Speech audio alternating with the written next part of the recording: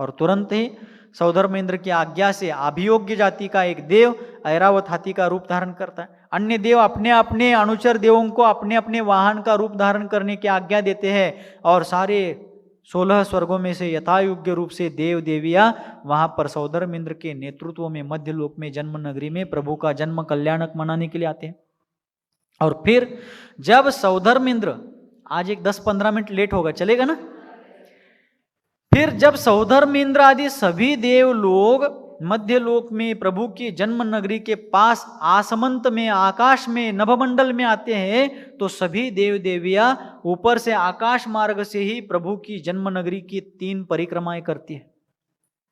तीर्थंकर बालक जिस नगरी में जन्मे हुए हैं, देखो तीर्थंकर के पुण्य का प्रताप, जो अभी शिशु है, जो अभी अभी कुछ क्षणों के पहले, कुछ मिनटों के पहले जन्म ले चुके हैं, उनके जन्म नगरी की परिक्रमा स्वर्ग के इंद्रादि देव लोग देविया लोग भी कर रहे हैं। और फिर प्रभु के प्रति अपना आदर विनय भाव व्यक्त करते हुए मध्यलोक में उनकी जन्म नगरी में वे सभी लोग प्रवेश करते हैं।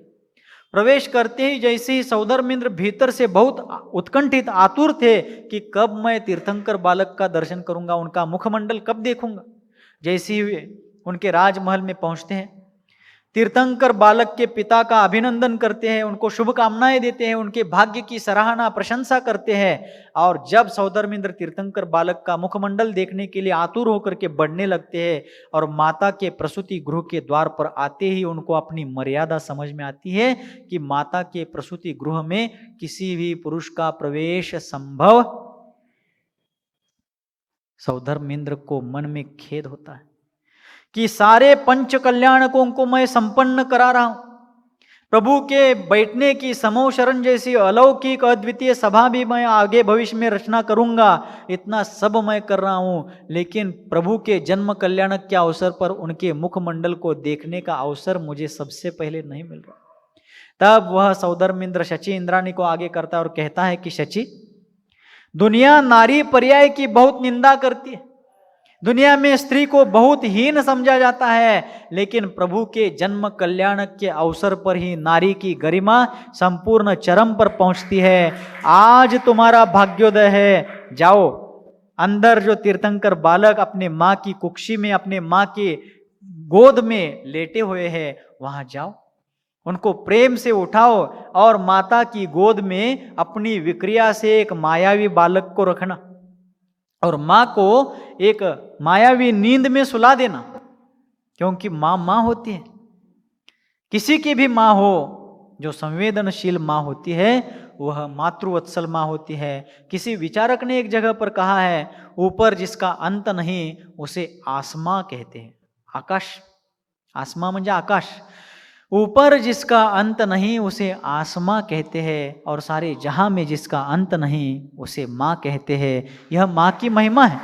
तब सौधर्मेंद्र कहते हैं शची को कि जाओ शची, तीर्थंकर बालक को माता की, महामाता की, जगदंबा की गोद से उठाओ। जगदंबा म्हणजे तुळजापूरला जाचीला आणि जो प्रतिष्ठा ग्रंथ है, प्रतिष्ठा रत्नाकर वगैरह, प्रतिष्ठा तिलक वगैरह, जो प्रतिष्ठा पंचकल्याणक प्रतिष्ठा का वर्णन करने वाले जो ग्रंथ है, उसमें ग्रंथकारों ने तीर्थंकरों की माता को जगदंबा कहा है। क्या कहा है? जगदंबा। अंद्रयान बरीदा जगत अंबा। अंबा संस्कृत भाषा में माँ को अंबा कहते, अंबा माता भी कहते हैं। मातृ शब्द से माता वगैरह रूप बनते हैं उसके, लेकिन अनेक नाम है। जैसे अपन मराठी में आई कहते हैं, वैसे संस्कृत में अंबा, माता इत्यादि अनेक नाम है माँ के लिए। तो जगदंबा यानी जगत की माता। लेकिन इसमें विचार करने लायक बात है कि तीर्थंकरों की माता अपने जीवन में सिर्फ एक ही पुत्र को जन्म देती है। कितने पुत्र को? एक ही पुत्र को देती है। पुत्र भावा ऐसा गोंडा, ज्याचा तिन्ही लोकी लागे झेंडा। एक ही बालक को, एक ही ऐसे पुत्र को जन्म देती है कि जो सारे विश्व को प्रकाश, सन्मार्ग का प्रकाश प्रदान करता है। बहुत सारे बच्चों को जन्म दिया, लेकिन एक भी तालमेल में नहीं है, क्या उपयोग है? खांडवा भरा आहे, तिथं घरात बसायला जागा नाही, खरं कशालाच मेळ लागणं झालाय, काय उपयोग आहे त्याचा? हा, त्यापेक्षा उसके बजाय तीर्थंकरों की माता ने एक ही संतान को जन्म दिया है, लेकिन जो संपूर्ण विश्व का गुरु बन करके, जगत गुरु बन करके विश्व के प्राणी मात्र के कल्याण पथ को प्रशस्त करता है। तब वह सौधर्मेंद्र शची इंद्राणी को कहते हैं कि जाओ शची, और तीर्थंकर बालक को माँ की गोद से उठाते समय अपनी विक्रिया द्वारा वहां एक मायावी बालक को लिटाना, वहां पर उनके पास सुलाना, और माँ को भी नींद में, मायावी नींद में सुला देना, क्योंकि माँ जग गई और अपने बालक को नहीं देख पाई तो माँ को बहुत आकुल व्याकुलता होगी। इस प्रकार करने के बाद जब शची इंद्राणी अंदर जाती है, और जैसे ही अंदर जाकर के माता के प्रसूति गृह में माँ के पास पहुंचती है, और विश्व के करोड़ों सूर्यों से भी जिनकी कांति ज्यादा है, ऐसे 1008 शुभ लक्षणों से युक्त उन तीर्थंकर बालक को देखती ही शची इंद्राणी गदगद हो जाती है। ऐसा कहा जाता है कि शची इंद्राणी तीर्थंकर बालक के दर्शन के कारण इतने उत्कट भाव विशुद्धि से भर जाती है, और उसी भाव विशुद्धि के कारण शची इंद्राणी ऐसे पुण्य का संचय कर लेती है कि उस पुण्य के फल स्वरूप वो अगले एक ही भव को धारण करती है और मुक्ति को प्राप्त होती है। ऐसा सुना है।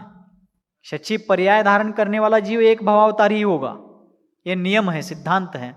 लेकिन ऐसा सुना है ज्ञानी जनों के मुख से कि तीर्थंकर बालक के मुखमंडल को, उनके दिव्य शरीर को देखते ही उनके जो भाव होते हैं, उस कारण से जो पुण्य का संचय होता है, उस पुण्य के फल स्वरूप वो अगली पर्याय में मनुष्य गति में आकर के मुनि व्रत धारण करके, पुरुष पर्याय मुनि व्रत धारण करके रत्नत्रय आराधना से मुक्ति को प्राप्त करी। तो शची इंद्राणी गदगद भाव से तीर्थंकर बालक को देखते देखते भाव विभोर हो जाती है, बाहर लेकर के आती है। सौधर्मेंद्र बहुत इंतजार करते कि शची कब आएगी, क्यों नहीं आ रही, इतना देर क्यों लगा रही है। इस प्रकार सोचते सोचते जब शची इंद्राणी बाहर आती हैं, बहुत विनती करने पर शची इंद्राणी तीर्थंकर बालक को सौधर्मेंद्र के हाथ में सौंपती है। शिरगुप्पी में 2012 में एक पंच कल्याणक हुआ था सुपार्श्वनाथ जिन मंदिर का। वहां 2 मंदिर है, पार्श्वनाथ और सुपार्श्वनाथ जिन मंदिर का। तो हम भी उस पंच कल्याणक में थे। तो जब वहां पर ये जन्म कल्याणक चल रहा था, तो वहां जो सौधर्मेंद्र बने थे, तो जब सौधर्मेंद्राणी उस पंच कल्याणक में बनी हुई सौधर्मेंद्राणी ने जब तीर्थंकर बालक की प्रतिमा लाई बाहर, हम भी मंच पर बैठे थे, तो वहां पर वो भी उस प्रकार का सब दृश्य दिखा रहे थे जैसा प्रैक्टिकली एग्जैक्टली होता है। तो वैसा करते समय सौधर्मेंद्राणी भी देर तक नहीं दे रही थी जिन बालक की प्रतिमा सौधर्मेंद्र के हाथ में। तो सौधर्मेंद्र बार बार मांग रहे थे, मैं तुम्हें सोना देता हूं, ये करता हूं, वो करता हूं। अंत में परेशान होकर के राजू शिरगुप्पे नाम के सज्जन वहां सौधर्मेंद्र बने थे, तो उन्होंने अंत में कहा, बाई सगळा ऊस तुझ्या नावावर घालो तो कर दे एकदा। सारा गन्ना तेरे नाम पे इस साल भेजता हूं, लेकिन जल्दी मुझे दर्शन दो। वो पंच कल्याणक यहाँ पर इस साल 2012 में की गई एक घटना का मैंने सहज याद में आया इसलिए बताया। तो इतना आतुरता का भाव सौधर्मेंद्र के मन में भी उत्पन्न हुआ था। तो सौधर्मेंद्र बार बार विनती करने पर जब शची इंद्राणी सौधर्मेंद्र के हाथ में जिन बालक को सौंपती है, उस समय जिस सौधर्मेंद्र को 3 नाम मुख्य रूप से प्रचलित किए जाते हैं उनके बारे में, इंद्र, शक्र और पुरंदर। इंद्र यानी जो उनके स्वर्ग के सारे देव देवियों में प्रमुख है, इसलिए इंद्र है। आज्ञा देने का अधिकार जिनके पास है, इसलिए वो इंद्र है। शक्र यानी सामर्थ्यशाली, शक्र का अर्थ क्या है, सामर्थ्यशाली। और पुरंदर यानी जो तीर्थंकरों की जन्म नगरी आदि की रचना करने वाले हैं। इस प्रकार शक्र, इंद्र और पुरंदर ऐसे 3 नाम हैं। तो शक्र अर्थात अति सामर्थ्यशाली सौधर्मेंद्र भी जब प्रभु जिन बालक का वहां पर दर्शन करते हैं, तब वो इतने अतृप्त हो जाते हैं कि दोनों आंखों से उन भगवान का जिन बालक का दर्शन करते समय उनको तृप्ति नहीं होती है। तब भगवान समंत भद्र स्वामी ने स्वयंभू स्तोत्र की रचना करते समय अरहनाथ भगवान की स्तुति में उस जन्म कल्याणक के समय सौधर्मेंद्र को जिन बालक को देखते ही जो भाव हुए उसका वर्णन करते हुए एक श्लोक लिखा। तव रूपस्य सौंदर्यम दृष्ट्वा तृप्ति मणापिवान व्यक्ष शक्रः सहस्राक्षो बभूव बहुविस्मय। हे प्रभू, काय पाहिजे काय? शक्र, इंद्र और पुरंदर 3 नाम है। हाँ? तो तीर्थंकर भगवान के जिन बालक के दर्शन करते समय वह सौधर्म इंद्र इतने उत्कंठित हुए थे कि 2 आंखों से उनको जिन बालक का रूप देख करके समाधान नहीं हुआ, इसलिए उन्होंने क्या किया? तव रूपस्य सौंदर्यम दृष्टवा, आपके रूप का सौंदर्य देख करके तृप्ति मनापिवान, वो सौधर्म इंद्र तृप्त नहीं हो पाया, इसलिए द्व्यक्ष शक्र सहस्राक्षो, शक्र शब्द का उपयोग किया है उस श्लोक में। अभी शक्र बताया ना मैंने, द्व्यक्ष शक्र, द्व्यक्ष द्विअक्ष, अक्ष यानी इंद्रिय, 2 नेत्र इंद्रिय, दोनों आंखों के 2 आंखों से सहित होने वाला जो सौधर्म इंद्र है वह क्या करता है?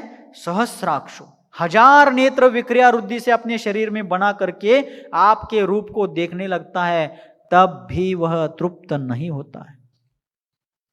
द्व्यक्ष शक्र सहस्राक्षो बभूव, 1000 नेत्रों से आपको बभूव देखता है, बभूव बहुविस्मय, और फिर भी बहुत आश्चर्यचकित होता है। ऐसा प्रभु का सौंदर्य। फिर सौधर्म इंद्र शची इंद्राणी और असंख्य देव देवियों को देख ले करके ऐरावत हाथी पर बैठ करके सुमेरु पर्वत के पांडुक वन में जाकर के पांडुशिला पर क्षीर समुद्र के जल से, किसके जल से? जो मध्य लोक में असंख्यात द्वीप समुद्र है उसमें 5वां समुद्र है क्षीर समुद्र। कौन सा? 5वां जो क्षीर समुद्र है, क्षीर अर्थात दूध, तो समुद्र दूध का समुद्र नहीं है। उस समुद्र में जो जल है उस जल का स्वाद, टेस्ट दूध के समान है, इसलिए उसका नाम है क्षीर समुद्र। लेकिन है तो वो जल ही। लोग अज्ञानवश, सांप्रदायिक विद्वेषवश कहते हैं कि आगम में कहीं पर भी जलाभिषेक का उल्लेख नहीं है। हम पंचामृत अभिषेक का निषेध नहीं करते, बिल्कुल करना चाहिए, आनंद के साथ और बहुत भक्ति भाव के साथ करना चाहिए। बस द्रव्य क्षेत्र काल भाव की विशुद्धि पूर्वक जो द्रव्य सामग्री यूज करेंगे वो अत्यंत विशुद्ध निर्मल हो, आगम के चौखट में बैठने वाली हो। पंचामृत अभिषेक आनंद के साथ करना चाहिए, लेकिन पंचामृत अभिषेक करने वाले जलाभिषेक का निषेध करे और जलाभिषेक करने वाले पंचामृत अभिषेक का निषेध करे, ये उचित नहीं है। ये सारी क्रियाएं वृषभनाथ भगवान ने गृहस्थों के द्वारा जो असी मसी कृषि विद्या वाणिज्य शिल्प आदि के द्वारा अर्थोपार्जन या उदर निर्वाह का साधन जुटाने के लिए जो पाप कार्य, पाप कर्म का संचय होता है, उस पाप का प्रक्षालन करने के लिए देव पूजा, गुरुपास्ति, स्वाध्याय, संयम, तप और दान, ये 6 आवश्यक श्रावकोचित क्रियाएं बताई। आपस में लड़ने झगड़ने के लिए, एक में की बात को निषेध करने के लिए नहीं कहिए। जलाभिषेक करने वाले पंचामृत अभिषेक का निषेध क्यों करें? जिनको करना है वो करते हैं, करना ही चाहिए, और जिनको जलाभिषेक करना है वो आनंद से करे। दूसरे पंचामृत करने वाले जलाभिषेक का निषेध तो क्यों करे? और आगम में कहीं पर भी जलाभिषेक का उल्लेख नहीं है, ऐसा कहना आगम का अवर्णवाद है, शास्त्र का अवर्णवाद है, और अवर्णवाद मिथ्यात्व के बंध के लिए कारण है, मिथ्यात्व कर्म के बंध में कारण है।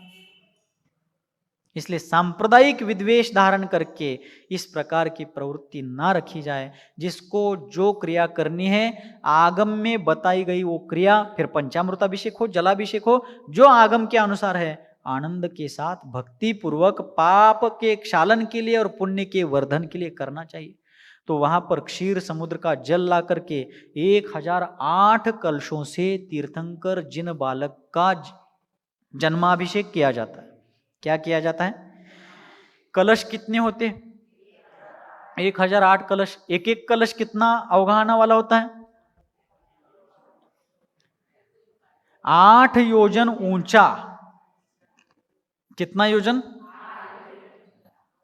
4 योजन उसका घेरा होता है, उसका घेरा 4 योजन। और हाँ, व्यास कहिए, घेरा यानी उसकी गोलाई, व्यास। उस कलश की जो गोलाई है, व्यास है, वो 4 योजन है, और उसमें पानी भरने का और पानी निकालने का जो उसका मुख है वो 1 योजन का होता है। अब योजन मतलब, योजन 2 प्रकार के, और एक 10 मिनट लगेंगे। 10 मिनट के बाद फिर मैं कहूंगा और एक 10 मिनट लगेंगे, ठीक है? आज क्या कल ले ले अगला विषय? आज पूरा कर लेते हैं पंचकल्याणक। पंचकल्याण जल्दी से जल्दी हो जाए। तो जब योजन 8 योजन ऊंचे, 4 योजन व्यास वाले और 1 योजन का जिसका मुख है, ऐसे कलश से अभिषेक करते हैं। तो योजन 2 प्रकार का है, महायोजन और लघु योजन। महायोजन जो होता है वह 2000 कोश का होता है। एक महायोजन में 2000 कोश होते, ज्याला आपण कोस म्हणतो, कोस। एक कोश में 2 मील होते। मील मतलब मैल, मराठी में अपन मैल कहते ना, 1 मैल 2 मैल, ठीक है। 1 मील में अर्थात 1 मैल में, मराठी में मैल, हिंदी में मील, 1 मील में 1.5 किलोमीटर होता है। मतलब 2 कोश के 3 किलोमीटर हो गए। 2 कोश में एक कोश में 2 मील और 3 किलोमीटर, बराबर। तो 2 कोश में 4 मील और 6 किलोमीटर हो गए, बराबर। तो इस प्रकार 2000 कोश का एक महायोजन अर्थात लगभग 6000 किलोमीटर लंबाई वाला एक महायोजन होता है। कितने किलोमीटर? 6000 किलोमीटर। कन्याकुमारी से चालू करेंगे तो कश्मीर से उस पार जाएंगे, चाइना में जाएंगे, तब जाकर के एक योजन होगा। ये होगा महायोजन। लेकिन जन्माभिषेक के जो कलश होते हैं वो लघु योजन में होते हैं, और लघु योजन में 4 कोश का एक लघु योजन होता है। 2000 कोश का एक महायोजन होता है और 4 कोश, ओनली 4 कोश। महायोजन में 2000 कोश है, कंफ्यूजन नहीं होना चाहिए। महायोजन में 2000 कोश है और लघु योजन में ओनली 4 कोश, बराबर। तो 4 कोश के 8 मील हो गए और 12 किलोमीटर हो गए। 12 किलोमीटर ऊंचा एक योजन, ऐसे 8 योजन, 12 8 96 किलोमीटर उंच। काय तर भलतच थोतांड आहे का काय हे महाराज?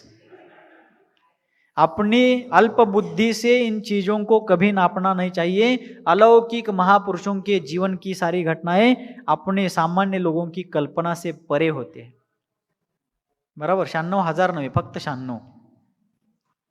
12 गुणुले 8, 12 8 और 4 योजन का व्यास वाला, 12 चौक 48, और 1 योजन मुख वाला अर्थात 12 किलोमीटर उसका मुख ही होगा। कितना पानी गिरेगा? कोयनेचा दरवाजा 1 फूट वर उचलला तर सांगली गारठत्या। तो इस प्रकार इतने बड़े कलश, और वो भी 1008 कलशों से जिन बालक का अभिषेक किया जाता है। इल नम्मले कुछ ईस कोई तर भी ಹೆಂಗಸರಂತರ ಥನಿ ನೀರ ಕೈ ಹಾಕಬೇಡ, ಚೇಷ್ಟೆ ಮಾಡಲ್ಲ, ಖರೆ ಹೇಳ್ಕದೇನು. ಆ ಕಡೆ ಜಿನ್ ಬಾಲಕ್ ಈಗ ಹುಟ್ಟಿನ ಜಿನ್ ಬಾಲಕನ ಮ್ಯಾಗ 1008 ಕಲಶದಿಂದ ಅಭಿಷೇಕ ಮಾಡುತ್ತಾ ಇದ್ದಾರೆ. ನನಗೆ ಹೆಚ್ಚು ಕನ್ನಡ ಬರಂಗಿಲ್ಲ, ಬಡಂಗದಾಗಿನ ಬಮ್ಮುಕಾಳ ಅಷ್ಟ.